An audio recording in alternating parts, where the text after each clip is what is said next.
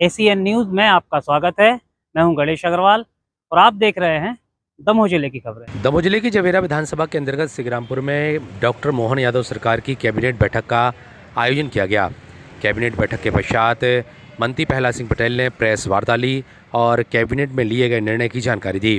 इस दौरान उन्होंने बताया कि दमोह जिले में हवाई पट्टी बनाए जाने का निर्णय लिया गया है, तो वहीं एक योजना का नाम रानी दुर्गावती के नाम पर रखने की बात कही गई है।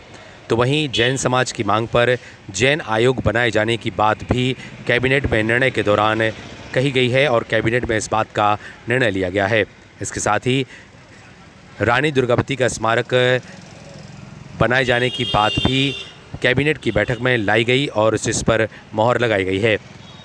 किस तरह के निर्णय लिए गए, इसकी जानकारी मंत्री प्रहलाद पटेल ने दी। Bureau report, ACN news. जितने प्रकार के अनाज के या जनजातियों की रहन सहन की जितनी भी विधियां हो सकती हैं वो सब वहाँ पर मौजूद हो, इस बात के लिए माननीय मुख्यमंत्री जी की अध्यक्षता में इस समिति का निर्माण किया है ताकि वो जल्दी इस बात को आगे बढ़ाकर उसको भव्यता और दिव्यता प्रदान कर सके। मैं अपनी बात यही समाप्त करता हूँ। कुछ पूछना तो पूछ सकते हैं। आज सैद्धांतिक सहमति बनी है, जब वो बन जाएगी तो उसके बाद आपको शेड्यूल पता चल जाएगा कि कौन होता है उतरेगा। बुंदेलखंड के लिए बड़ी सौगातें अगर इसमें हम चिन्हित करें, चूंकि सरकार बुंदेलखंड के सिंग्रामपुर में आके आई थी, तो सबसे बड़ा हाईलाइट बुंदेलखंड के लिए क्या मिला है सर? आज का दिन तो पूरी तरह से वीरांगना रानी दुर्गावती जी के लिए समर्पित है और इसलिए जितनी भी योजनाएं या जितना हम कर सकते थे हमने आज श्रद्धा के सुमन के चरणों में अर्पित किए। और जो हमारे जनप्रतिनिधि थे, हम लोगों ने माना कि हवाई पट्टी के उद्धार के बारे में आगे बढ़ना चाहिए, तो उस पर सैद्धांतिक सहमति उन्हें दी है। तो मुझे लगता है कि ये और पर्यटन की दृष्टि से जो रानी दुर्गावती के इस पूरे क्षेत्र में होना है उसके लिए बाकायदा एक रोड मैप है। बहुत धन्यवाद सबको। पिछड़ा वर्ग तथा अल्पसंख्यक कल्याण विभाग, हमारे घोषणा पत्र में हमने तमाम अल्पसंख्यक अन्य समाजों के बोर्ड बनाने की बात कही थी और उसी के तहत अभी 20-25 दिन पहले माननीय मुख्यमंत्री जी ने जैन समाज के लोगों को जो आश्वासन दिया था, इतने कम समय में उसको पूरा किया है। ये हमारे घोषणा पत्र का मुद्दा भी था, जिसमें एक अध्यक्ष होंगे और 2 सदस्य होंगे। उनके ऑफिस का और उनके मानदेय का प्रबंध भी इसमें है। और साथ में ये भी मुख्यमंत्री जी ने घोषणा की है, क्योंकि जैन समाज में दिगंबर जैन समाज है और श्वेतांबर जैन समाज है, तो 2 वर्ष दिगंबर जैन समाज के अध्यक्ष होंगे का कार्यकाल होगा और 2 वर्ष श्वेतांबर जैन समाज का कार्यकाल होगा। ये महत्वपूर्ण फैसला आज कैबिनेट में लिया गया। नर्सिंग महाविद्यालयों में हमारी 2 श्रेणियां थी। पहले मध्य प्रदेश सरकार ने चिकित्सा विभाग को और शिक्षा विभाग, चिकित्सा शिक्षा विभाग को एक ही मंत्रालय कर लिया, एक मंत्रालय बना दिया था।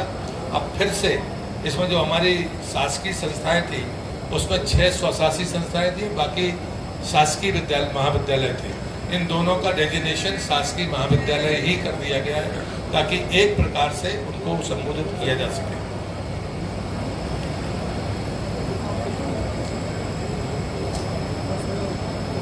अंत में हमारे जो दमोह के लोग होंगे, वैसे तो राज्य के लिए भी ये बहुत महत्वपूर्ण है कि दमोह जिले में एक हवाई पट्टी है जिसका राजस्व का जो टाइम था लीज का वो समाप्त हो गया और अब वो मध्य प्रदेश सरकार की संपत्ति है। आज सैद्धांतिक सहमति हमारे कैबिनेट ने मंजूर की है कि हम उसे उन्नत करके हवाई पट्टी बनाएंगे।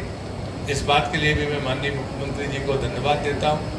दूसरा, रानी दुर्गावती संग्रहालय मदन महल किले के चारों तरफ जो पहाड़ी है उसको भव्य रूप से बनाने का फैसला मध्य प्रदेश सरकार ने किया है। साथ में चूंकि सारी चीज़ें उसमें जुड़ जाएं, उसके और भी विस्तार तरीके से विचार हो, इसमें माननीय मुख्यमंत्री जी की अध्यक्षता में एक समिति बनी है ताकि सारी बातों को उसमें लिया जा सके। उसमें हमारे स्थानीय मंत्री माननीय श्री राकेश सिंह जी, हमारे जनजातीय मंत्री माननीय विजय साई जी, उसमें मेरा भी नाम है और यहाँ पर्यटन मंत्री धर्मेंद्र लोधी जी, ये समिति के सदस्य होंगे। और ये हमारे नए मुख्य सचिव की उपस्थिति में पहली कैबिनेट की बैठक थी। 1989 बैच के IAS जो भारत सरकार में भी बड़े महत्वपूर्ण पदों पर रहे हैं, राज्य के तमाम विभागों को उन्होंने संभाला है, उनकी आज पहली कैबिनेट में उनकी उपस्थिति थी। माननीय मुख्यमंत्री जी सहित मंत्रिपरिषद ने उनको शुभकामनाएं दी हैं।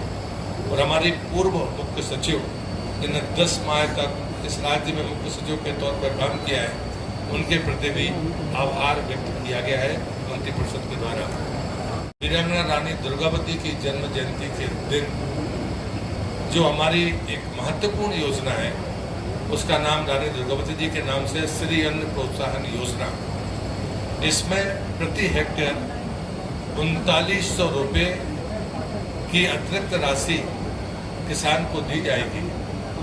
और इसका रकबा बढ़ाने का फैसला भी जो लक्ष्य है वो 1 लाख हेक्टेयर तक पहुंचाने का आज फैसला किया है। इसमें कोदो, कुटकी और रागी जैसी चीज़ें उत्पादन के महत्व को बढ़ाने के लिए इस योजना में दिया है। लेकिन ये वीरांगना रानी दुर्गावती के नाम पर श्री अन्न प्रोत्साहन योजना है। दूसरा, मध्य प्रदेश में जो हमारा मिलेट का जो उत्पादन है वो लगातार बढ़ रहा है और मध्य प्रदेश तो उसको अपना अव्वल स्थान प्राप्त किया है। इसलिए सोशल मीडिया सिक्योरिटी पर प्रशिक्षण होगा कि मैं निडर हूँ, इस स्लोगन के साथ बालिकाओं का दृष्टिकोण सोशल मीडिया कैंपेन के द्वारा पूरे राज्य में चलाया जाएगा। शक्ति संवाद समस्त थानों से जो हमारे महिला सुरक्षा कर्मी है वो ऐसे स्थानों पर जहाँ पर कोई सघन आबादी हो या गतिविधियाँ हो, वहाँ पर वो बाकायदा इस पूरे सप्ताह में अपने प्रदर्शन को वहाँ पर जारी रखेंगे। सागर में एक इन्वेस्टर्स मीट, जो क्षेत्रीय इन्वेस्टर्स मीट माननीय मुख्यमंत्री जी ने तय किए, पूरे राज्य में लगातार ये जारी है। भोपाल के बाद जो लगातार जबलपुर और अन्य जगह पर हुई है, तो सागर अभी तत्काल में जो इन्वेस्टर्स मीट हुई है उसमें 3500 से अधिक प्रतिभागियों ने भाग लिया है। 10 राज्यों से प्रतिभागी यहाँ पर आए थे। रीजनल इंडस्ट्री कैंप सागर में 96 इकाइयों के आशय पत्र, जिसमें 240 एकड़ भूमि आवंटित की गई है, जिसमें 1560 करोड़ से अधिक की पूंजी निवेश और 5,900 से अधिक व्यक्तियों के रोजगार की संभावना है। लगभग 23,181 करोड़ के निवेश प्रस्ताव इस समिट में प्राप्त हुए हैं। हमारी 2 स्कीमों में 3 स्कीमों में हम यहाँ पर खाते में पैसा डाल रहे हैं, तो माननीय मुख्यमंत्री जी अभी ये काम कर ही रहे। लाडली बहना योजना के अंतर्गत अक्टूबर माह 2024 की राशि 1574 करोड़ अभी सिंगल क्लिक से आज के ही दिन डाली जा रही है। सामाजिक सुरक्षा पेंशन 332 करोड़ आज भी सिंगल क्लिक से ये जा रही है। प्रधानमंत्री उज्ज्वला योजना अंतर्गत समस्त LPG गैस कनेक्शनधारी उपभोक्ताओं तथा गैर PM उज्ज्वला योजना श्रेणी की लाडली बहना लाभार्थियों को जून 2024 की जो गैप की राशि है 28 करोड़, वो भी आज सिंगल क्लिक से डाली जा रही है। विजन डॉक्यूमेंट के लिए आज माननीय मुख्यमंत्री जी ने कहा है कि 1 वर्ष के भीतर जो भी काम जिनके क्षेत्रों में जिलों में हुए हैं, उसका विजन डॉक्यूमेंट के साथ उसका जनता के सामने प्रस्तुत करें, ताकि हमारी इस काम करने की गति का जनता जनार्दन को पता हो सके।